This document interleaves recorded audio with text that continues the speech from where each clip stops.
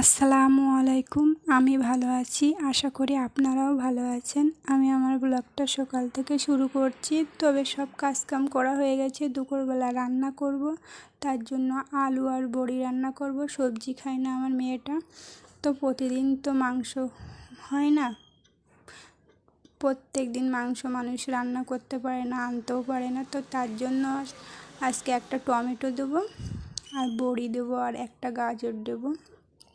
বেছে কুটে নিয়েছি ওগুলো। তারপরে আমি বিছানাগুলো এই তক্তপোশের উপরটায় বিছানাগুলো আমি ধুয়ে দিয়েছি। তো বিছানা ধোয়ার পরে দেখলাম তক্তপোশটা ধুলো আছে। তো খুব ভালো এই তক্তপোশ বলা হয় আমাদের এখানে। আপনাদের দিকে কি বলা হয় কমেন্ট করে বলবেন, আমাকে জানাবেন। তো এটা তেল মতো হয়ে গেছে, মুছে মুছে। কাঠটা খুবই ভালো, অন্তত 50 বছরের আগেকার তক্তপোশ। একদম তেল মতো, দেখেছেন কাঠটা কালো হয়ে গেছে। তো আমরা মাঝে সাঝে মুছেই দিই এরকমভাবে। খুবই ভালো। আমার বিয়ের কত বছর তো আমি নিজেই জানি না। আমার মনার আব্বু তো বলে, অন্তত আমি ছোটোর থেকে দেখছি। কত বছর তো উনিও ভালোভাবে বলতে পারছে না। তো এটা ঘর বাড়িগুলো তারপরে মুছে নিয়েছি।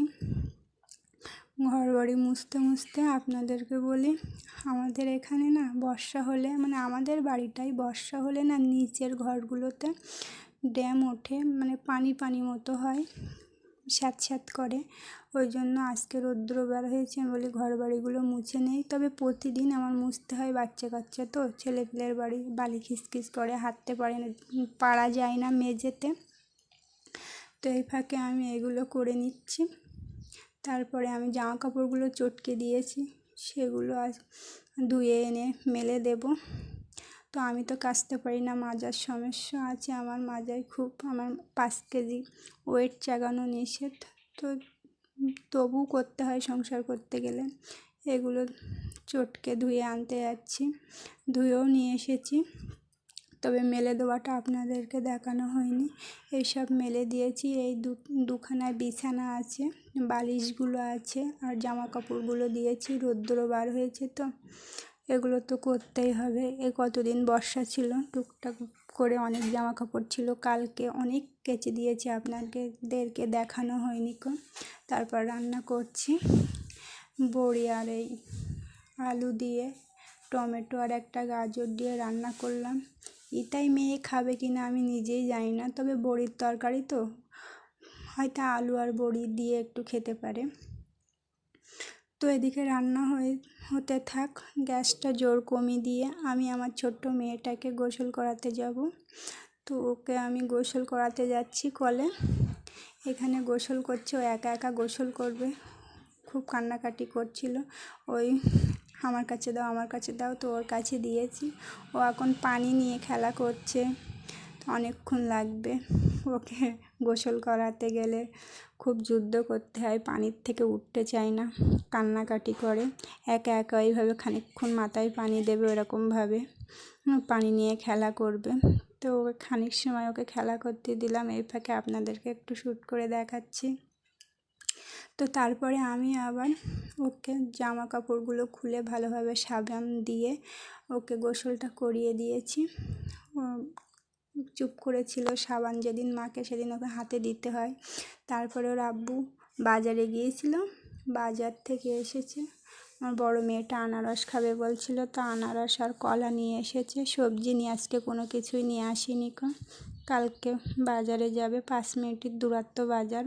প্রতিদিনই বাজারে যায়, আমাদের কিছু না কিছু আনতে হয়, অনেকটা জিনিস একসঙ্গে নিয়ে আসে না। পাশেই তো বাজার, ওই জন্য বেশি বেশি জিনিস আনার কোনো দরকারই হয় না। সাইকেলে যাই, 5 মিনিট লাগে। আমার ছোট্ট মেয়েটা কাঁদছে, আমার কলা দাও, তোকে দিয়েছি।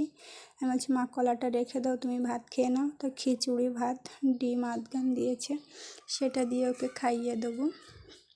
আমার ভিডিওটা যদি ভালো লেগে থাকে প্লিজ আমার চ্যানেলটা সাবস্ক্রাইব করে দেবেন আর লাইক করবেন, আর বেল আইকনটি বাজিয়ে রাখবেন পরবর্তী নোটিফিকেশান পেতে সবার প্রথমে। কে কোথা থেকে ব্লগটি দেখছেন কমেন্ট করে জানাবেন। আমার ছোট্ট মেয়েটাকে আজকে দেখিয়েছি এই ভিডিওতে। আপনাদের যদি ভালো লেগে থাকে প্লিজ আমার চ্যানেলটা সাবস্ক্রাইব করে দেবেন। আমার মেয়েটা এখন মোবাইল দেখছে আর খাওয়া দাওয়া করবে। আমি বললাম না মা, ওর সঙ্গে গল্প করে করে খাওয়াচ্ছি, একবার শুচ্ছে একবার বসছে, এরকম করে করে ও খাচ্ছে। তো ওকে এরকম গল্প শুনিয়ে শুনিয়ে খাওয়াচ্ছি। বেশিরভাগ মোবাইল দিতে হয়, তবে বোঝে আমার ছোটো মেয়েটা, খুব একটা জ্বালাতন যে করে তা নয়, কিন্তু বড়টা বেশি ছটপটে চঞ্চল, বেশি জ্বালাতন করে। ছোটো মেয়েটা অতটা জ্বালাতন করে না, দেখেন আপনাদেরকে।